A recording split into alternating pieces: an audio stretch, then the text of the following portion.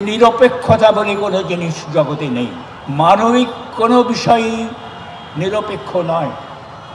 সংস্কৃতিতেও নিরপেক্ষতা থাকবে না। সংস্কৃতি চর্চা কেবল আনন্দ দেবে, বিনোদন দেবে এটা নয়। আনন্দ অবশ্যই দেবে, বিনোদন অবশ্যই প্রয়োজন, কিন্তু তার মধ্যে আদর্শ থাকবে। আদর্শবিহীন সংস্কৃতি চর্চা বুর্জোয়ারা করবে। আদর্শবিহীন সংস্কৃতি চর্চা যারা সমাজ পরিবর্তন চায় তারা করবেন না। তাদের অবশ্যই আদর্শ থাকবে। সেই আদর্শটা বৈপ্লবিক আদর্শ, সমাজ বিপ্লবের আদর্শ, যে সমাজকে পরিবর্তিত করতে হবে, গণতান্ত্রিক করতে হবে এবং ধনী এবং দরিদ্র এই বিভাজন মুছে ফেলতে হবে। পুঁজিবাদী যে উন্নয়ন, সেই উন্নয়নের ধারাকে বিদায় করে প্রতিষ্ঠিত করতে হবে সামাজিক মালিকানার উন্নয়ন।